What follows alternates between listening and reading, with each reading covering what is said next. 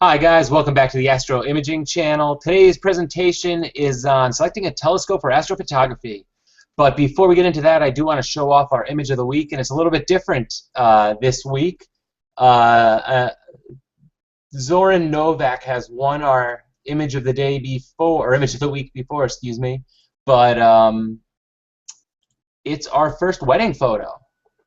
And look at that. That is awesome. I had a great wedding photographer at my wedding, and I never thought of doing star trails. That's awesome. I do wonder though, because I'll tell you, I never saw anyone photographing anyone out on my lawn. I don't know how they got onto my property without asking, but no, that's a joke. That's not my castle. Mine's much bigger. But Zoran, that's a great photograph, and his details on that, I'm going to jump over and read them for you. If you'll bear with me for 1 second. So, Soren says, thanks for selecting my photo once again. I am very glad. About the photo, the groom in this photo is my cousin, and his bride saw a couple of my star trail images, and they decided they want a wedding photo with star trails. Only condition was that the photo must contain an old castle. Some technical details. Image was taken with the EOS 50D EFS 10 to 22 millimeter lens. Lens was set at 10 millimeters, very wide, 5, ISO 800, and exposure time was 30 seconds. Total exposure time is 64 minutes, and processed in Photoshop CS6. That is a beautiful image, and Zoran, thank you for contributing. And I want to remind everyone else out there that you guys can share your photos with us. We have a little submission page, submission post on our Google Plus page, and just post an image in there and you're up for consideration, and you might find yourself invited to come on and speak about your images for a few minutes. Thanks again, Zoran. And again, I do want to also remind anybody out there, if you have any questions, just type them into the Q&A app. You can get to that on the top right of your screen, and it'll let you right in. But I am going to start my presentation right now, as soon as I pull it up. Sorry, I have to click a million buttons to get this up.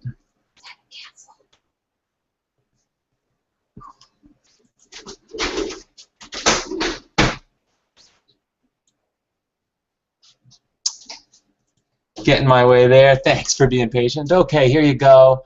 And I'm going to go right to the screen share. Please stop me if you can't see my screen. Otherwise, I'm going to go right ahead. Selecting a telescope for astrophotography.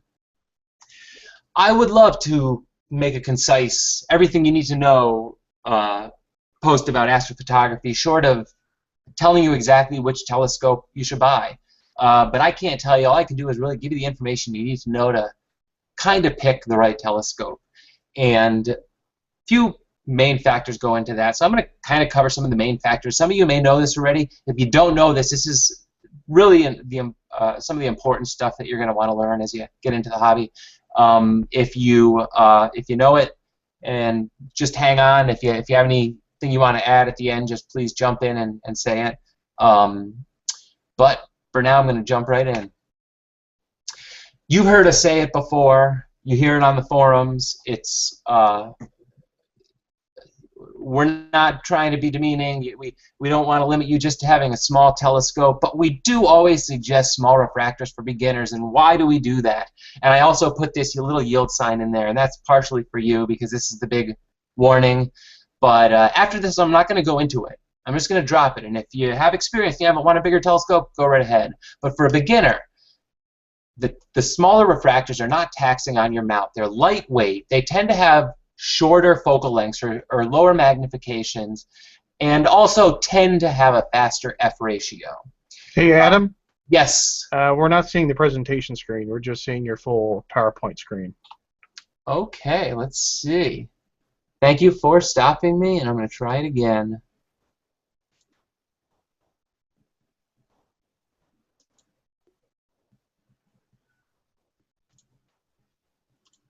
It'll work this time, I promise.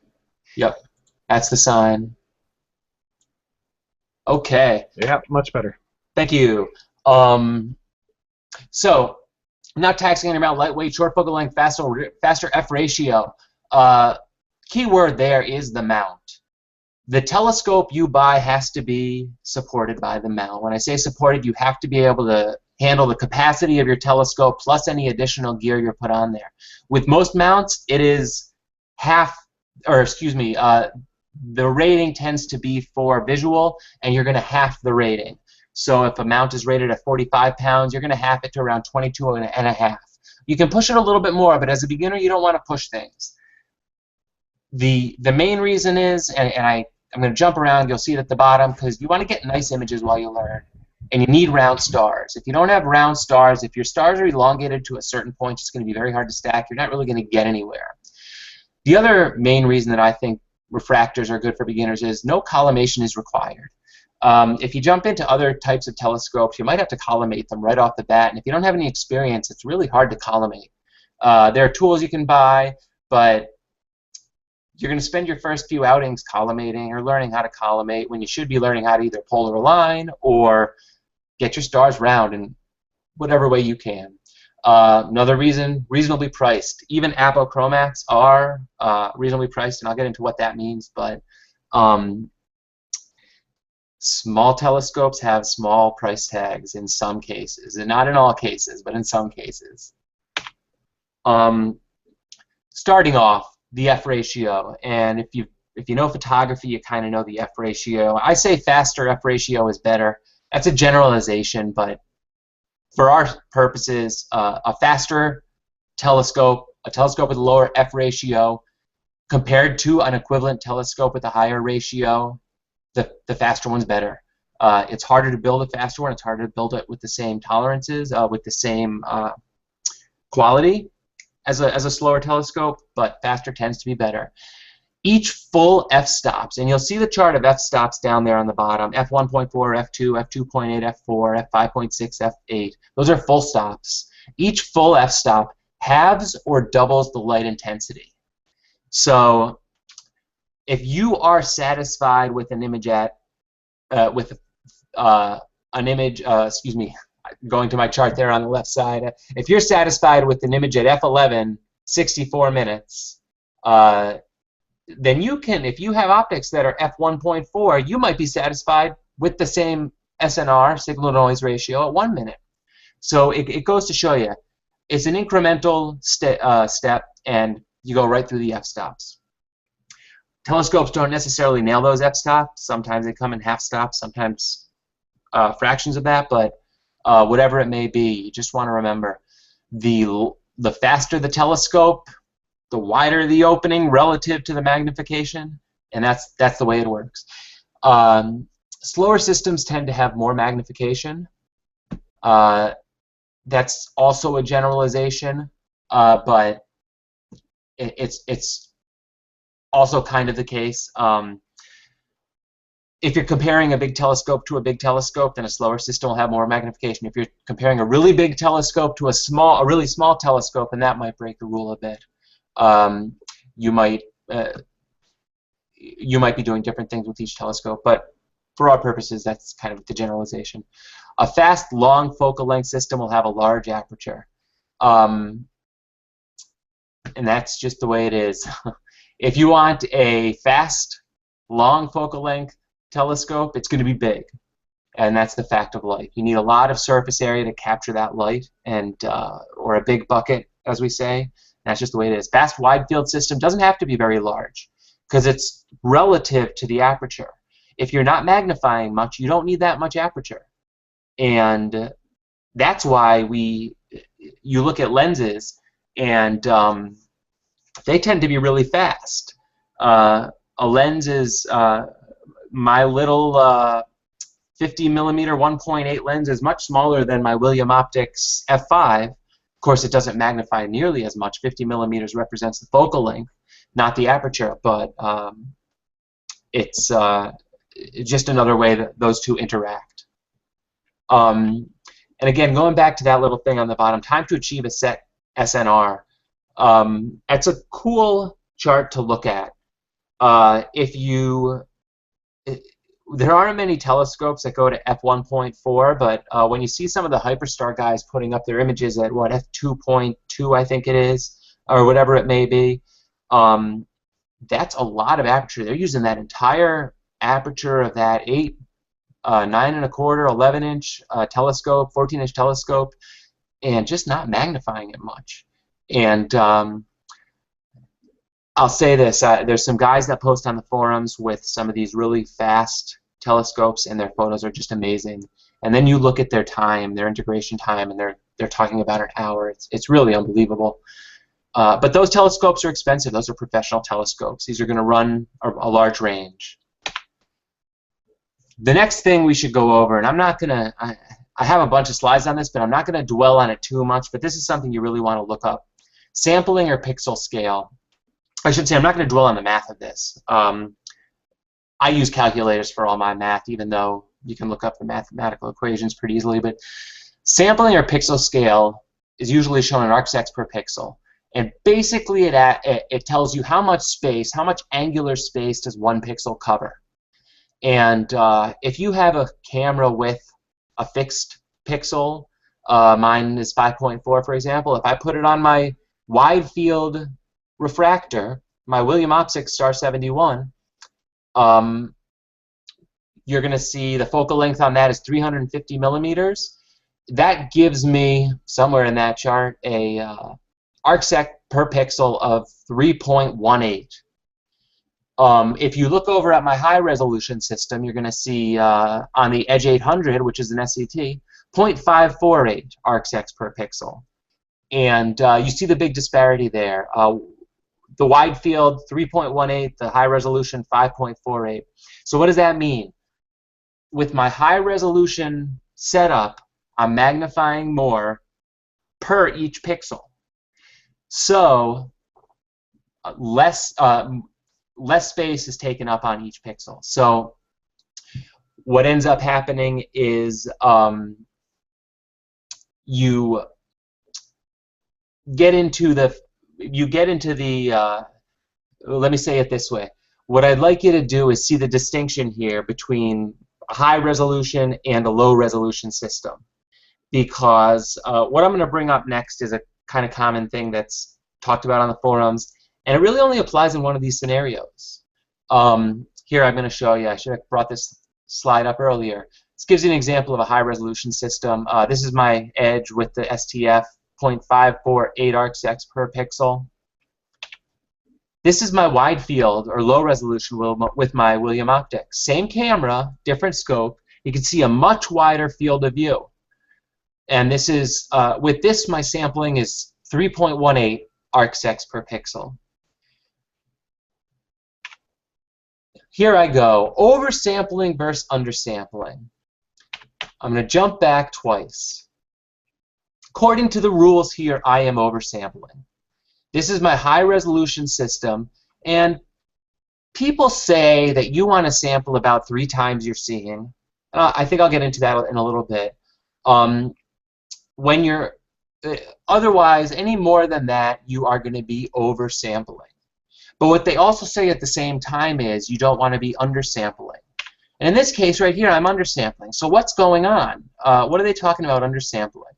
Well, undersampling doesn't apply to high-resolution imaging. If you're undersampling, you're taking wide-field images and you're giving up resolution because you want a wide field. You don't care about getting or extracting the most detail out of a very small object. I should have pointed out, in case it wasn't obvious, these 2 images are of the same target, and you can see it down there. Just the horse head. I'm not trying to extract the maximum amount of detail out of this image as I possibly can. This image, I am trying to extract as much detail as I possibly can. That's my goal for the image. So if you're doing high-resolution imaging, you're going to be trying to be right on the cusp of oversampling. But what is oversampling? What's wrong with it? What's good about it? What's bad about it? Well, pixels, when you're oversampling, the pixels could be too small. Well, what's too small? You're going to be getting better resolution, right? Well, once you're beyond seeing, not necessarily. You're not going to get better resolution. In addition, there's going to be a loss of signal to noise ratio because you're aiming for a spot beyond that resolution gain, and you're just not getting as much light onto each pixel as possible. When you go beyond seeing, there are a few benefits, and when you get too small, there are a few benefits. Now, this is kind of an always moving target because we can't necessarily pick the perfect camera for us or the perfect pixel size for us, but you can get close. And if you have a high resolution system, then I think that a good goal to set is to triple your seeing. I believe I have a slide right after this that'll explain why, but let me just explain. Undersampling, the pixels are too large, so you're losing resolution. But we're wide field imaging, we don't care about that, so that's just the way it is. So if you're concerned that you're undersampling but you have a wide field refractor, then no, you shouldn't be concerned. Just take beautiful wide field images and don't worry about it. If you want the maximum magnification you can get given your seeing, then you have to start paying attention to it. When you're undersampling, the stars are not represented well. They're square pixels. You always see this thing on all the sites. You see a round star there and a square star there. Not quite sure how that works out if those are supposed to be pixels, but stars are probably the worst example of sampling because sampling isn't about stars. Sampling is about more the fainter objects. Point source objects are more about the aperture of your telescope, so you should be able to resolve them given certain conditions, but the point source objects are those lower signal to noise ratio areas where it's going to be, because sampling and signal to noise ratio are two separate things that go hand in hand. If you have a low signal to noise ratio, you're going to lose detail just visually. If you're not sampling well, you're going to lose detail. You're going to lose your signal to noise ratio, so you're going to lose that detail visually.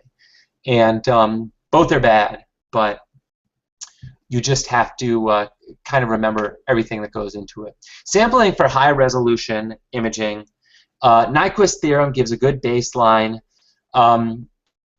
Now, I had said previously that it depends on your seeing. What the best way to base this off of is actually the best full width half max that your system can deliver. The full width half max is a factor of the wavelength and F ratio excluding seeing. When you include seeing, you're going to find that seeing is most likely, I don't want to say the dominant determining factor, but seeing is going to spread out that full width half max. So your curve is going to widen, and you are going to have difficulty pulling back that detail. That said, the actual measuring of the full width half max gives you a good baseline to start off of to get that to apply the Nyquist theorem. And most people would say that you want it over 3 approximately. I think there's a mathematical reason why you want 3, but there's also some people that say 2.5 is perfectly fine. It's just when you take the full width half max, then you're kind of taking seeing into account. And hey Adam. Yes, go ahead. The math is pretty simple. You know, Nyquist theory states, you know, it's twice the sampling of your highest frequency, but because your pixels have to move horizontally and vertically as well as on a diagonal, you need to consider the diagonal in between two non-adjacent pixels as the limiting factor. So that's a 1/4, you know, square root of 2 factor in there included in that, and that gives you like 2.8 as the scaling factor. Most people just round it up to 3 to include other factors that are, you know, that you might encounter. Yep. Yeah. And yeah, and I'm sure you'd be the better one than me to go into that detail. I've been reading on it, and I just had no way to explain it well. But you heard it from David, our resident math genius, or PixInsight pixel math genius. So thank you, David. Sure. Yeah. So a full width half max of roughly 3 as I put there, and you heard it better, 2.8, allows you to reproduce all of the achievable detail in the system in the current conditions. That's your seeing conditions. And definitely a good baseline. You're never going to nail it. You're never going to find the perfect pixel size, but you're going to get close. You're going to have two choices. One might be slightly above, one might be slightly below. The next thing you should know about image scale or field of view. Pixel scale times the number of pixels. So we just went over to the pixel scale. I was at roughly 0.51 and 0.3 something, 0.548 and 0.318. These are my two systems, on the William Optics on the left and the Edge on the right. And what this helps you determine is the field of view. So what is the image going to look like on the screen, given the camera you have, given the telescope you're considering. And you can see with my William Optics Star 71, I'm at 2.93 degrees by 2.21 degrees.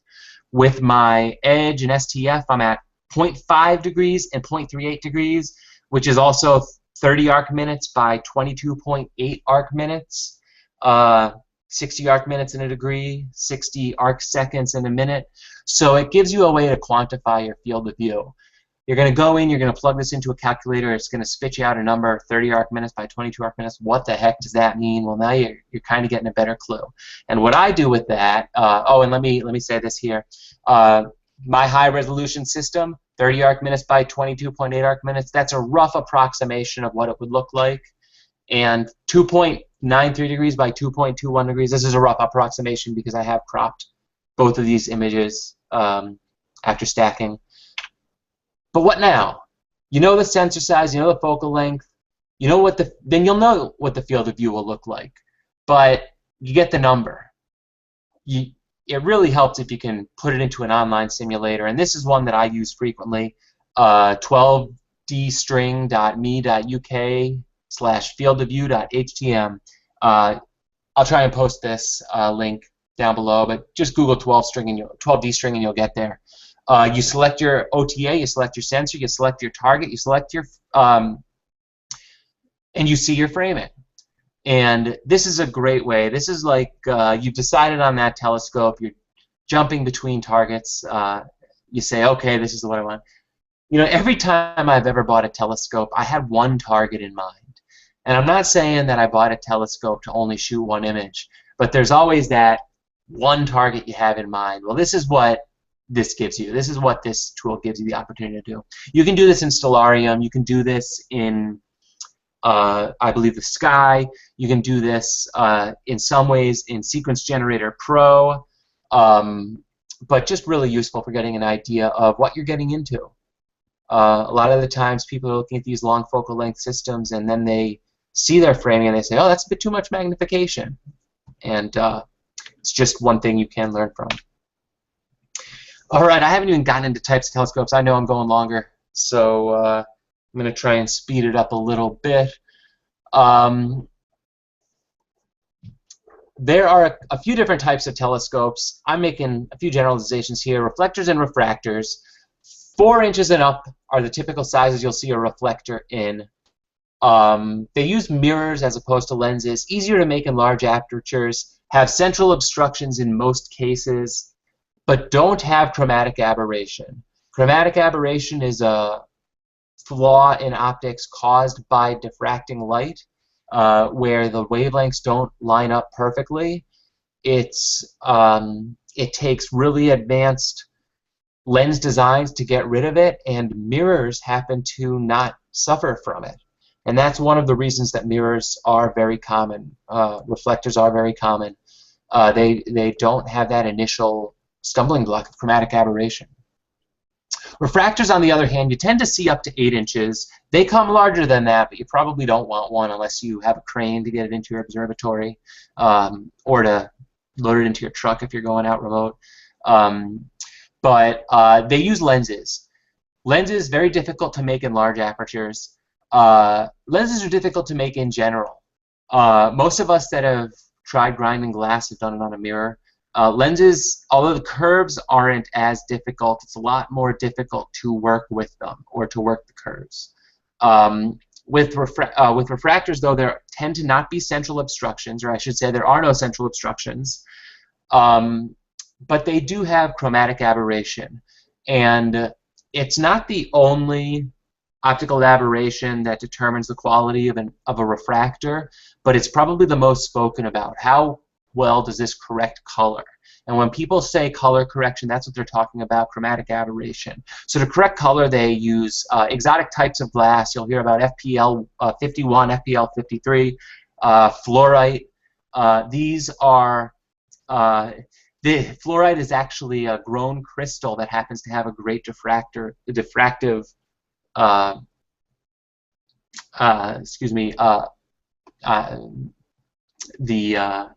dispersion. Excuse me, that the word was escaping me. A good dispersion that gives you another opportunity to eliminate the chromatic aberration. By using multiple element configurations, different curves, different types of glass, the telescope makers are able to correct chromatic aberration along with many of the other aberrations and really produce some great optics. Both designs may need a field flattener or coma corrector depending on what type of telescope you're getting. And that's basically it for the types of telescopes, except there's a wild card because cat dioptric telescopes, it's funny, I had to, doing this presentation, I saw cat dioptric, and I think I've been mispronouncing that for a long time. Cat, it just doesn't seem right to me. So if I screw it up, then you're missing an A. It's catadioptric. Catadioptric, yeah. So I really messed it up that time. Catadioptric, but wow, what an odd word. I don't even want to let you know the word that was going through mine, but cats and casses. That's much easier. But these are considered compound telescopes. They have both mirrors and lenses, or more than one element in some ways. They come in a number of different variants. SCTs, Mac casses being common. RCs are also cats. There are many different types. I even believe the Riccardi Hondas are, and we'll get into some of those. I don't know why I have a sealed tube on there, because they are not all sealed tubes. I don't know what I was thinking right there. Maybe that got jumped over from another slide. I'm going to skip that. Forget you saw that. But those are the other types of telescopes.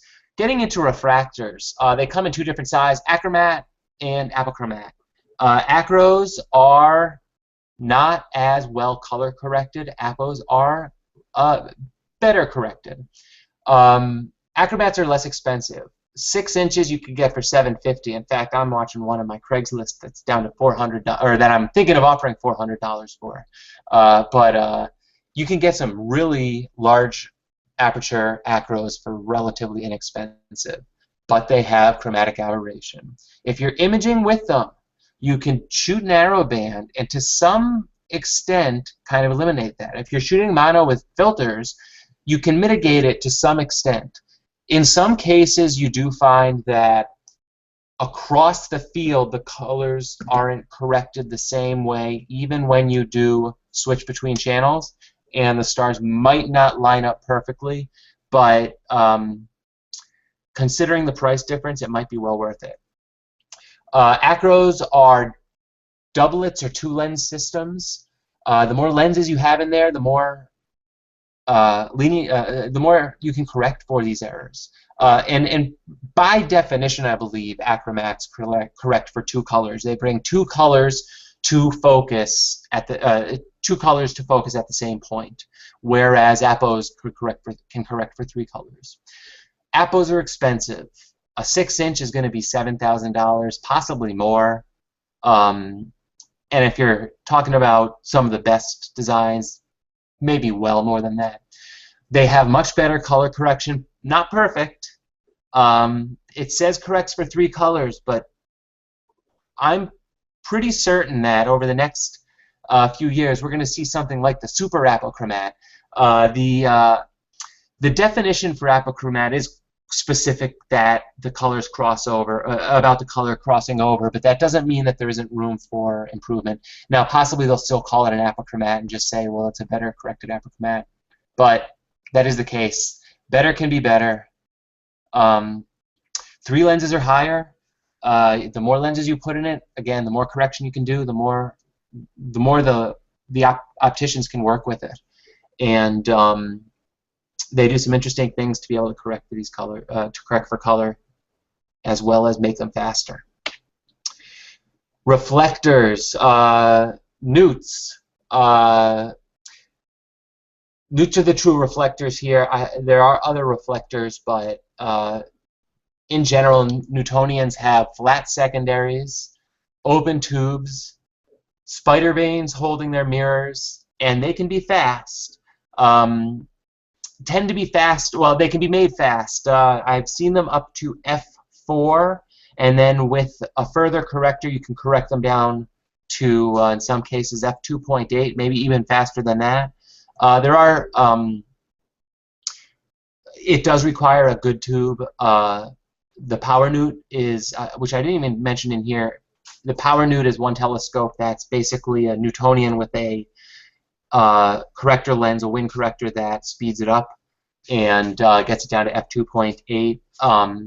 So that's one good option. You do, when you're at that speed, you have to have a nice tight system. Everything has to be rigid, from the rings to the spider vanes to the focuser to the tube. Everything has to be working out. Any sag, anything is going to show up. But newts can also operate at their inherent focal length with something like a paracore or a coma corrector, just to fix. But they do require that, a coma corrector, just to fix the coma that's inherent in the design. Cassegrains, curved secondary. There are many variants, and the variants are actually determined by the secondary, how it's mounted, and in some cases what other elements go into it. Some have spider vanes, some don't. They tend to be slower, but that's also a generalization. There are some fast designs out there. I think I'll show a few in a little bit. Considerations. The mount, we've got you covered. I warned you in advance. You know, this is, make sure that you've got a mount that can handle a telescope. The F ratio, we got it covered. Faster is better. Desired field of view, we've got you covered. You already learned about that. Budget is up to you. You can spend as much as you want on this stuff. At a certain point, I don't think spending more gets you, with optics, I don't think spending more gets you that much more. With mounts, spend the most you can. With optics, I think that by the difference between a $5,000 apo and a $15,000 apo at the same aperture is probably 2%. Probably 2% of the light coming in. Maybe a slightly smaller full width half max, barely perceptible by eye. Maybe barely perceptible by a computer, but you might need a computer to see the difference. Ease of use and setup. Everyone wants a big scope. Not everyone wants to lug a big scope out into their yard. Always keep that into consideration. If you need a friend to help you put it on the mount, you're probably not going to use it so frequently. That's the biggest consideration. If it's easy, if you can bring it right out, plunk it down, you can use it. Remember, field flattener, coma corrector, I'm spending a lot of your money here. I'm going to spend a little bit more, but I'm going to warn you about them. You're going to need them in many cases. If a telescope is sold as an astrograph, it's likely that you don't need a field flattener or coma corrector. It's likely that the field is inherently flat, but in some cases it's not, and I can think of a few examples where it's not. I don't believe I think the RC, the Astrotech RC is sold as an astrograph, but it does require a coma corrector. I don't know if that's the case with all RCs, but it may be the case. RCs are typically considered imaging telescopes. That's what they were designed for. Other considerations: corrected image circle. How much of the sensor will it fill aberration-free, or in some cases vignetting-free? It just kind of depends on the class of scope you're looking at and what it's going to do. Many OTAs will not cover a large sensor. So if you're buying a full-frame sensor, you have to make sure that your image circle fills the whole, or excuse me, yeah, your image circle fills the whole sensor. Vignetting isn't a terrible issue because we fit that with flats. The light fall off from the vignetting can cause some signal to noise ratio issues, but we can correct it in some cases. Right up until it gets really extreme, it can be corrected, but there are some cases where it can't be. So you do want to pay attention to that. My best advice is to find someone who has the setup you're looking at. Use AstroBin and just search it out. Back focus. How much gear can fit between the OTA and the camera? This becomes very important when you get a CCD camera because we have our CCD, and then in front of that we have the filter wheel, and then in front of that we have the off-axis guider. We might have an inline focuser, we might have a rotator. Really just depends on how deep your wallet is as to how many objects you can have between there. But sometimes you fill up all the available space and there's no more room. And you want to make sure that your particular telescope has enough room for the gear you're considering. Ooh, I am sorry about that. I think there's some deer walking around outside. But remember, they all take up space. I'm going to try and talk closer to the phone so you don't hear my dogs barking. The other main thing to take into consideration is the focuser capacity. Can it hold your camera and gear without sagging? And I'm going to say in most cases an entry-level, and I don't want to use that term, entry-level, much imaging gear, many refractors can't hold heavy CCD cameras without sagging. Most of us end up upgrading our focusers. It's probably the exceptions that can handle big, heavy CCD cameras or the premium gear that's intended to do it. Good considerations there. And right now, I'm just going to make some suggestions, and I'm not going to cover all of them. I'm just going to tell you some of the telescopes that I see people taking good images with, some of the telescopes that I've owned, some of the telescopes that I own, some of the telescopes that I want. The first off is the Astrotech AT65 EDQ. This is introduced by Astrotech. They're the Cloudy Night, the owners of Cloudy Night, so great to support them and thank them for introducing a great telescope. f6.5, a focal length of 420. This is an Apple, of course, and for $599. Although they might have raised the price recently, I'm not quite sure. But this is a really good starting entry-level telescope. And guess what? This can illuminate a full-frame sensor.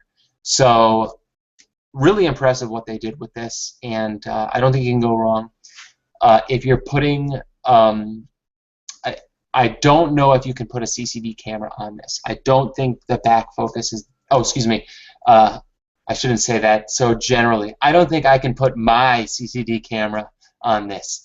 The back focus isn't generous enough, but with a different camera with lower back focus, I'm sure it's possible. In fact, I think the QHY would, excuse me, the QHY, I'm sure the QHYs would go on there. I think the QSI bodies would probably go on there. Star 71, I have this and I post images with this all the time. I love this scope. Very fast at f4.9. I just count up the hours I save as I'm imaging with this. Focal length of 350, so it's a very wide field scope, great for picking up expanses of H-alpha. I'm shooting some dark nebula right now. Great for Andromeda, great for large targets. It is if you're thinking of buying a scope right now, we're in wide field season, so you've got all these great targets coming up. So next up is the TAC FSQ85ED. And this is not a starting price point telescope. This is kind of the premium of the wide field refractors. Very well sought after, very sought after. The great thing about this is it illuminates a very large image circle as well. I believe larger than the others. Many people use this with the large format CCD chips, and you just get insane fields of view. I'm using a CAF 8300 sensor with my Star 71. When people use the 11,000 sensor, the 16, what is it, 16803, I think it is, or 802, I don't know. Can't keep the numbers straight. But when they're using those large sensors on this scope, they just get insane fields, like 4 times the field of mine. You don't have to mosaic. Well, you can mosaic, but it's just insane what you get.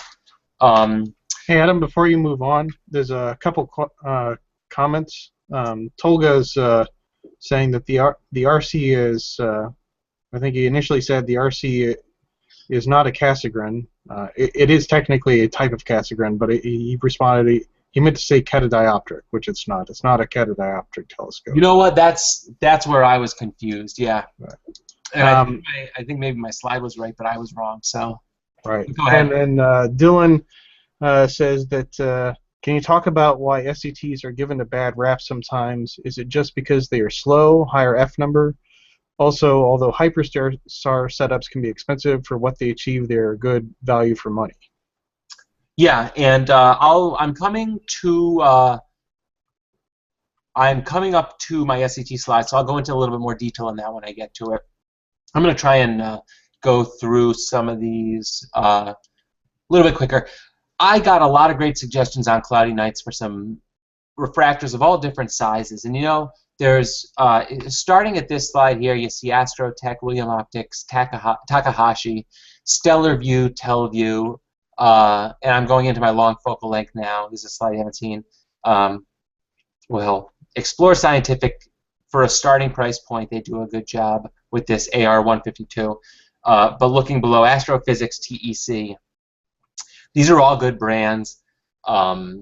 Astrophysics, TEC, and Takahashi being the premium brands. If you buy one of them, you're getting a great system. Stellar View as well. You're getting a really good system. There are less expensive imported refractors out there that are also very good. In fact, we're getting to the point now where companies like William Optics and Astrotech, who are able to resource in, I believe, Taiwan and places like that, are able to get just great quality stuff. That said, when you buy something like Astrophysics or a TEC or a Takahashi, you really are getting the next level. You're getting a bit of everything. I do want to jump back to this slide. Stellar View make great refractors. They have these SVQs right now. These are astrographs. F5.8, focal length 580, 2995. That's a quad, very well corrected. The Teleview NP101IS, this is an imaging, this is a telescope intended for imaging. I don't know if the correcting lens is built into the telescope or whether it's removable. I'm guessing it might be built in because they do offer, or they had offered the NP101, but this is also a great system here. It's a Petzval design, so there's two groups of lenses, 2 lenses in each group that are built into the OTA. Okay, is it the same as the NP101, or is the NP101 not a Petzval? I don't know, honestly. Yeah, because I want, it's a similar design to the actually I think it's similar to the TAC, and I think it's similar to the William Optics. They all have their slight variants on it, but this one's the Petzval, the Nagler Petzval. I think they right. They named it. So a good optician and a computer these days can do some amazing stuff. Well, they have to be a good optician because they have to be able to grind glass, but that is a great system. And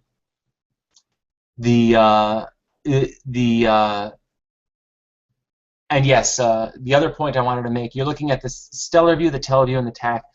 A lot of these come in different sizes. You saw the FSQ 85 earlier. The Teleview comes in a 127 IS. So if your wallet's bigger and you want more aperture, you can get that. The Stellar View, I believe, also comes in a 127. Just want to jump back one slide. That's how it was for those.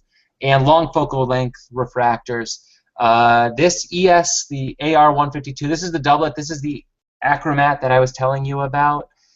A bargain if you have to have a big telescope. I've got my eye on one of these because I also put my name on the Astrophysics waiting list, and I figured that I might as well have something to use while I'm waiting for the nice telescope to show up. and maybe I'll have something in the meantime because there's like a 9-year waiting list. But with Astrophysics, you can get them on the used market. You probably all have heard of them. Roland pretty much introduced Appos onto the market, and now he's producing some of the best, if not the best, in the world. And you cannot buy one from Astrophysics because of the wait lists. You have to get one on the used market. But if you can, get one because they're great. I'm trying to think. I've only looked through. I'm an imager, so I've only looked through a 155 on the stars, but I've looked through pretty much every model of astrophysics telescopes at the Solar Star Party at Neath, and that's one of the best spots to see pretty cool telescopes. TEC does another great job. They're out of Colorado, and the 140 millimeter f7 focal length of 980, 5900. If the wait list for astrophysics is bothering you, then TEC is probably your go-to. They also just right up there with astrophysics. Some people say it's not quite as well corrected in the blues, but a lot of people are putting out amazing images, and this is right up there with some of the other premiums. There are other premiums out there. These are the two main American companies that are producing premium refractors. Again, there are others. You're gonna fall in love with one of them. Just pick whichever one you fall in love with. Newtonian reflectors, I got into this earlier. Astrotech, they do the 88 inches. F4, focal length 800, 499 plus coma corrector. These come in all different sizes as well. You do need the coma corrector, so keep that in mind. The ASA 8-inch astrograph with the wind corrector. This is the premium version. I don't have a photograph of it up here, but this is the premium Newtonian. And these things are beautiful. They actually come in a few different focal lengths. Or I should say you can use the wind corrector or an extender to give you a few different focal lengths. F3.6. ASA also offers another system that goes faster than that with slightly different specs. But this is Astro Systems Austria, so you can check them out if they produce some great stuff as well. You've heard me talk about Hercules telescopes, big truss tube, Newtonian reflectors. Speaking of truss tubes, Astrotech, you guys are supposed to be coming out with the truss tube telescope soon. I'm waiting for that. I want to see that too. And we had, did we have an image of the week from a Dream telescope? I'm trying to think. Was it Kathir Simons maybe? Dream telescopes are amazing Newtonians as well. Very, very pricey, but premium. Sorry, I heard an odd noise. Very nice telescopes. The SCT, and I show off two of them here. The Celestron 8 inches. There's Edge or Standard, F10, F7 when reduced, focal length of 2032, 1169 for the Edge, 799 for the Standard. I'll tell you, the Edge is really good, has really sharp stars compared to the Standard, but at the same time, you can find some great Standard SCTs on Craigslist or pretty much anywhere for like 400 or less. They're plentiful. Meade offers an SCT too, the ACF 10-inch. It's f8, focal length of 2032 millimeters. This is a 10-inch f8, 2032, so they made it faster. Rather than using all of that aperture for magnification, they use some of it to make it faster. They're the same magnification, or excuse me, they're the same focal length as you see, but one of them is larger. The Meade is larger, so they're using it to make it faster. We were just asked, SCT's bad rap. I like my SCT. Is the issue with SCTs just the long? What is the issue with SCTs? Well, here's what they have going against them. They do have a long focal length. They are slow. The mirror can introduce differential flexure, but I actually think worse than all of that, I think that the biggest problem is that Celestron bundles it with the AVX, and doesn't give you any warning and doesn't say, and used to bundle it with the CG5. And I think a lot of people really see that and say, that's the kit I want, and they buy it and they try it and they say, well, I'm not getting pictures like this guy, and this guy is running it on a Paramount or an astrophysics mount. So you're not limited by the SCT if you know what you're doing, but it does take a little bit of time to figure out what you're doing with an SCT. I kind of I'll give you my whole story. I had a CPC, which was an alt-az mounted SCT, and I used it, and I had a terrible time polar aligning. I had a wedge, I sold a wedge. I bought the better wedge. I still had issues with it. I thought the wedge is good, but it's not quite working. And I ended up getting rid of that and switching to a Mach 1 mount and getting an edge. And all of a sudden, my polar alignment issues disappeared. I had sharp stars. When you're a beginner, most of the problems are your fault. It may not be your equipment. In some cases, it is the equipment. If you're a beginner with an AVX, is it the equipment's fault that you can't get it working? Well, some people might be able to get that AVX working, but it's not really the optimal mount to be using. The better the mount, the more leniency you have in making a few little mistakes. If you do everything perfectly, then you hope to leave the end of the night with some data and have something to stack. A Hyperstar, I know what Hyperstar is. I've seen beautiful Hyperstar images. I have no experience with Hyperstar myself, so all I can say is it really seems to work well, and all of my hesitations with Hyperstar are kind of secondhand things like, well, the camera's hanging off the front of it. Like, that seems odd. So I see the images, I'm blown away. The one thing that I think is a little bit difficult might be taking flats with Hyperstar. Maybe you could take sky flats. If anyone in the room has a particular procedure for taking flats with Hyperstar, I'd love to hear about it, because that seems to be my real only practical thing that I say that's how it is. Now, I will say this: you're imaging at f2.2. That's fast. Your focus tolerance, you have a very, very, very tight critical focus zone. There's not much tolerance for focus. There's not much tolerance for sensor tilt. If you have other issues with your system, it could show up. That said, you're going much wider field, so you might not be that concerned about issues with your mount. But I don't know. That's basically my my opinion of Hyperstar and kind of my opinion on imaging with SCTs. I have an SCT and I like it.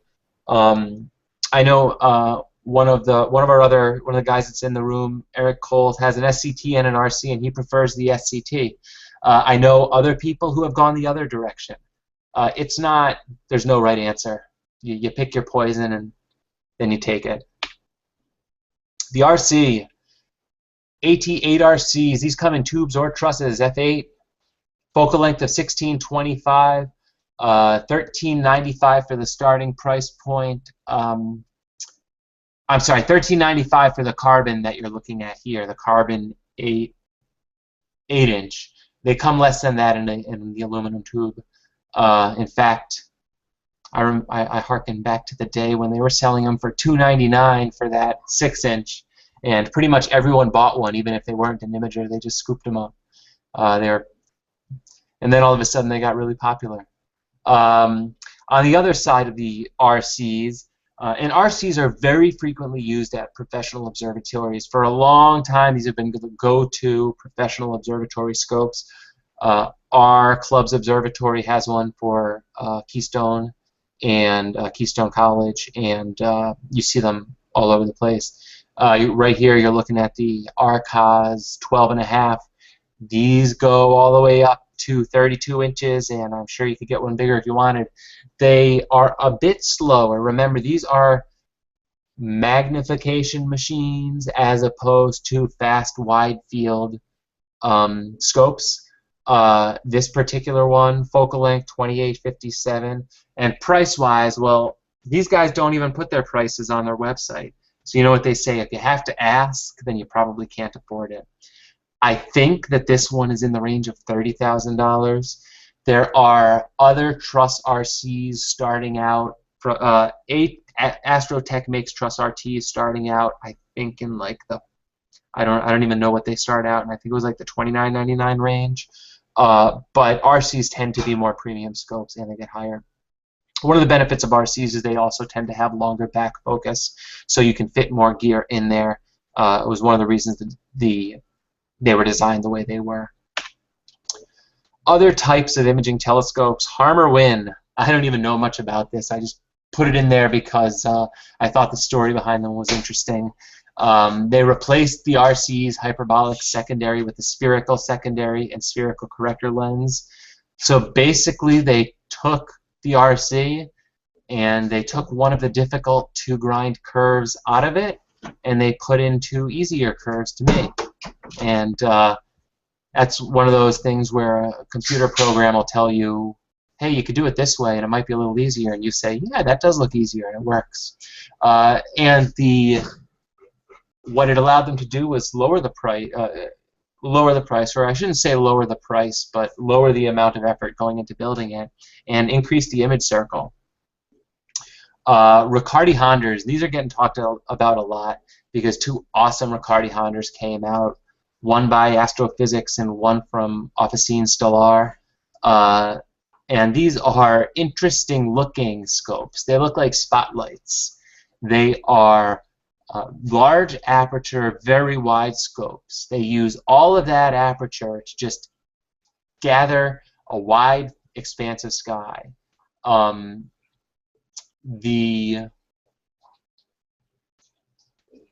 don't have the F ratios for them here. I want to say the Officine Stellar is f2.8. I might be way off on that, but these are beautiful instruments, and I've wanted one or either since I saw them. The interesting thing about the Riccardi Honders was it doesn't require exotic glass or difficult curves, but it does require you to do the curves in unique ways. For example, I believe one of the lenses is silvered on the back side so that the light passes through the front side, is curved in the appropriate way, and reflected off the mirror on the back side, which has its own curve that is then reflected out the front of it. And that would be, I believe, the secondary mirror on it. So you could see just one more opportunity to better correct, increase the speed, and just do a little bit better of a job. Other things to consider, collimation. How easy is collimation? Do you need a tool? That's one of those benefits of refractors. They tend to not need collimation. They tend to work. Cool down time. Are you imaging in a spot where there's a big temperature change? Are you never really able to hit equilibrium? This may get chalked up to another one of those downsides of SCTs, because SCTs are closed tubes. They do have vents, but if you've got a fast temperature change and a scope like the SCT that needs somewhat frequent refocus, then you might have issues.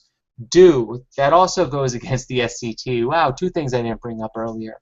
The front corrector on the SCT does do up. You might have to have a dew heater. Same is going to be true with the Riccardi Honders. Listen, if you're considering getting a Riccardi Honders but dew is talking you out of it, forget about it. Get yourself a dew heater and buy that Riccardi Honders. I'll come by with a hair dryer and dry it off for you. Just let me use it once or twice. Resale. This is one of those things. I don't know if you guys think like me, but if you buy a premium or a nice piece of equipment on in the telescope classifieds, whether it's Cloudy Nights or the one that shall not be named, many times you can resell it for just about what you paid for it. Sometimes I buy something and I'm like, I should be selling this for more, but I don't feel right about selling it for more than I paid for it. But if that's one of those things that helps motivate you, keep in mind premium gear does tend to hold its value. Astrophysics gear, especially, you can almost always sell it for what you paid for it, as long as you keep it in good shape.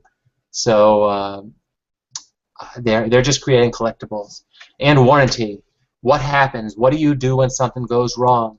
Do you have to send it across the pond, or do you just have to send it across the country? There are everyone chooses what they want to do, what they're most comfortable with, but in general, we all know of the brands who really stand behind with their product. The guys you can call up and they say no problem and send you stuff for free when something goes wrong, or even just hold your hand on the message boards and talk you through something when you're panicking over something. So that's basically all the things to consider, and basically the end of my presentation. So guys, thank you. I'm going to ask right now, are there any questions? Wow, I see a lot of viewers in the room. Let me click over to Q&A and see if anything was going on there. Just the things that we've already discussed, Adam. Okay. Yeah, the SCT. So yeah, I like my SCT. Is it if I had an unlimited amount of money, would the SCT be the telescope I'd be using? No, I'd have a better mount and a bigger telescope, and I'd actually have two, one in Australia and one in Sierra Remote or one of those places. But the SCT does a lot of things.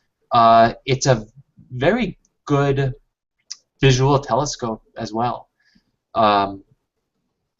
I can't tell, especially for planetary. Planetary is probably the one thing that I think of for SCTs. Planetary, both imaging and viewing. But I'll tell you, I give people views through my SCT, and they're blown away. I had my SCT next to a Astrophysics 155, and I looked through the Astrophysics 155. We were looking at Saturn, I believe. I looked through my telescope, and I didn't want to say anything to the guy. I just said, "Oh, okay, nice." I walked over to my SCT, and I'm scratching my chin, and I'm thinking, And my wife walks over and says, "Is your scope better than his? Because it looks a lot better." And I just shook my head, and I was like, "Yeah, not really, but I kind of thought the same thing." So they do a lot of good things. So they do a lot of things well. That's aperture, though, right? Resolution aperture. Less aperture for the excuse me, the AP had less aperture.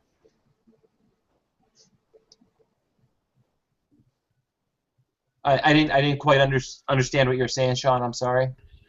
Right. The lower aperture scope is not going to be able to produce as much detail, even though your SCT maybe is not quite good as optically. You're still going to get a little more resolution out of it.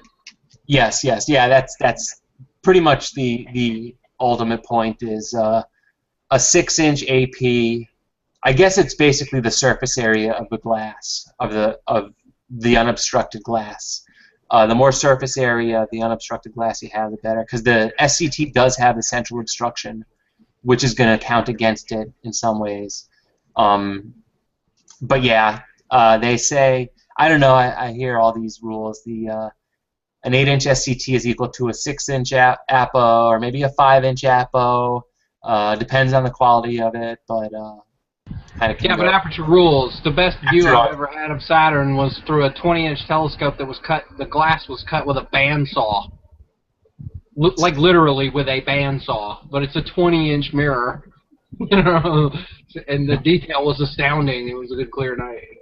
That's funny. That reminds me of the guy who did the giant truss. What was it, a 76-inch or something like that?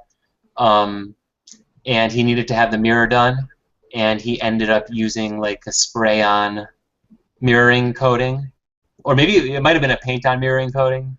But it has so much aperture that you don't need a good coating. 50% will do. So, but yeah. Aperture rules, and aperture determines resolution. So, yep. Did you bring up with Newtonians that if it's not designed to be an imaging Newtonian, that often you can't reach focus, and the diagonal is not generally sized to illuminate the sensor? That's actually a very good point, and I did not bring that up. Yeah, Newtonians in general, and I think that would apply to what the Celestron. There are a lot of Newtonians out there that you just cannot reach focus without modifying the focuser or moving the mirror or doing one of a number of different things. So like I said before, I do advise looking at someone who's using a similar setup, finding out if it's working for them. Most of the telescopes that are dedicated to astrophotography, they kind of put it in the advertisements. If it's not, just take a few further steps and make sure that you can. All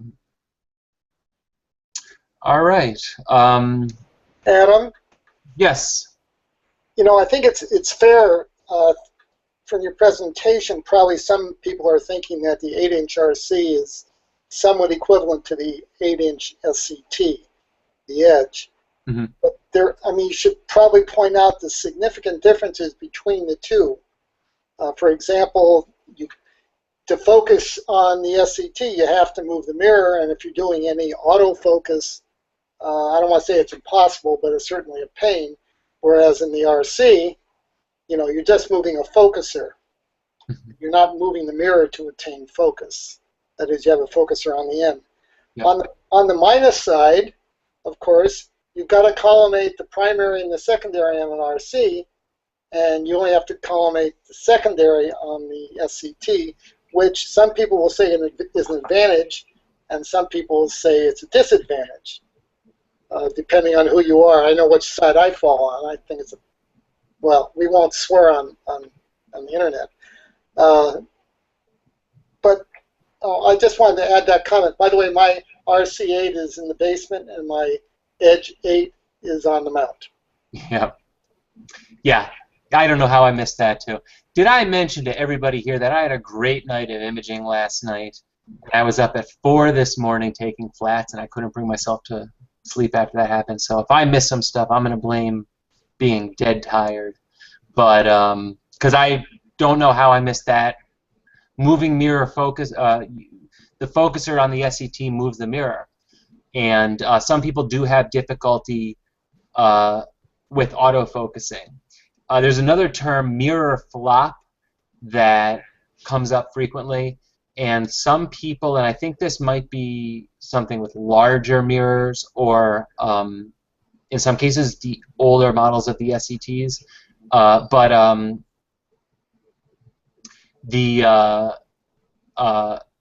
as you're moving through the sky, the mirror may shift just a little bit with gravity. If you have an OAG, you can pretty much take care of that unless it's excessive. I don't think mirror flop is as big of an issue as a lot of people think it is. I think sometimes people will see drift in their image and say, oh, well, something's flopping around in there, but maybe it's something else. That said, I'm not completely discarding it as a non-issue. I just think it's not as big of an issue as us astrophotographers tend to make it out to be. Adam, yes. Couple other questions coming up here. Tolga's asking about using camera lenses for imaging, and Devin Boggs is asking about so having the AVX mount, would you recommend upgrading the mount for more serious astrophotography? You are fine with an AVX as long as you are just sticking to what the mount can do. I'm not saying that an AVX 100% will not, no way, work with an 8-inch SCT. But what I am saying is that until you know what you have to do to fix all the issues that are going to kind of come up on you, you're going to struggle.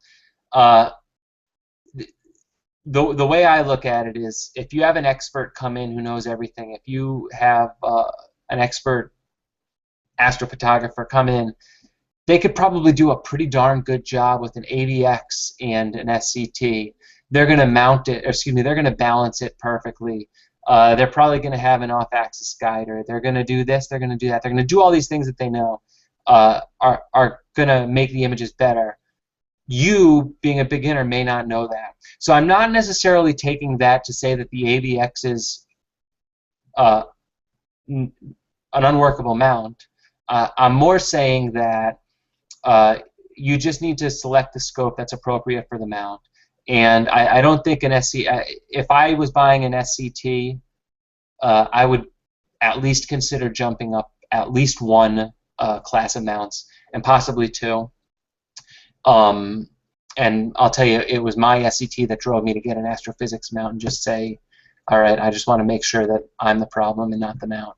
And that's kind of how I got there. I'll tell you, it's my example with polar aligning. It wasn't really polar aligning. I just didn't know what these issues were that I was struggling with. And when you're a beginner, you don't create issues for yourself that you don't have to. Camera lenses, another one I missed, and I can't even blame being tired on camera lenses because I wrote this presentation the other day. But yeah, camera lenses are great. First of all, if you're imaging with a DSLR, it just makes sense. Remember, you're going to be doing a lot of wide field imaging, and camera lenses tend to have very good color correction. They tend to be fast. They tend to be lightweight. They autofocus. Well, they don't autofocus like we autofocus, but you can autofocus them via a computer in some sense, or I should say, motorized focusing. That's what I'm looking for. If you're shooting with a Canon, there's some great Canon glass out there. If you're looking for a bargain lens, you can look at some of the Nikkor and the Sigma, and I believe Tokina has a lot of nice sharp lenses out there. I can't even start to get into them. The two that I've researched are the Nikkor 180mm ED, the one with the gold ring, and the Canon f2.8 USM2, I think it's called.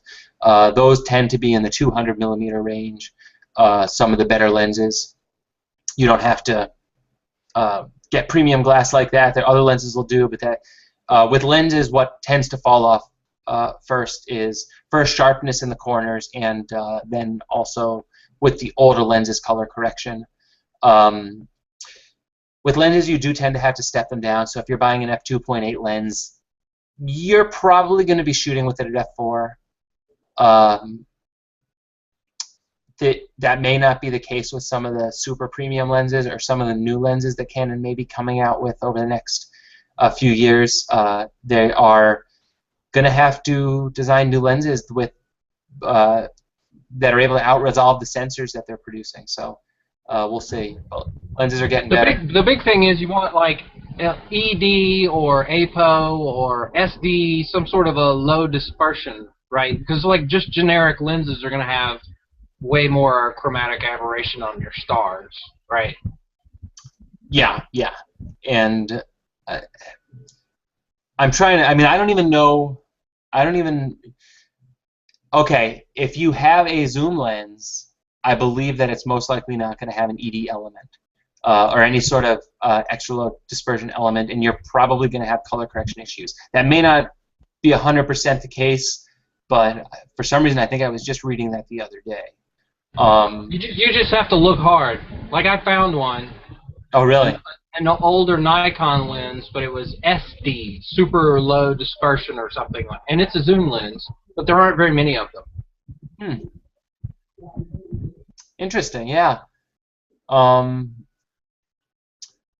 And of course, interesting that it was an older lens too, because they're saying it wasn't as important. Now it's getting more important because we have so many pixels and our image quality is getting so good that you are resolving the aberrations as opposed to the image. But Tolga, that's a great point. Camera lenses are awesome, awesome ways to jump into a lightweight setup. And to Devin, you throw a camera and a DSLR and a camera lens on there, and you're going to get some great images. And you're probably not going to have to worry too much about guiding. you could probably get around that, depending on, of course, on the focal length. Not if you got one of the monster Canon lenses, but 200 millimeters or less, you could have a workable solution without guiding. Maybe not the longest exposures in the world, but I could see it working. And that's pretty much all the questions. I do see 16 viewers in the room still, so I don't want to cut you all off. I want to thank you for coming. I want to give you one more opportunity to ask your questions. Next week's Josh is going to be doing next week's presentation, and he hasn't yet given me the title of it, so I'm not going to share it until I have it. But and we're working on some other content. But as always, you guys suggest some stuff because we're always looking to hear what you want to hear. And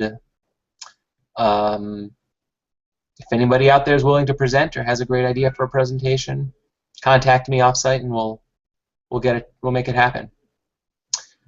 I do. I'm going to say it. Last call for questions, and I don't see anything. But again, guys, thank you for coming, and we'll see you next week. I'll post the presentation as soon as I get the title. And again, if you take any great images, share them with us on the Google Plus page, and you're up for consideration in our Image of the Week. And thanks again. Have a good night.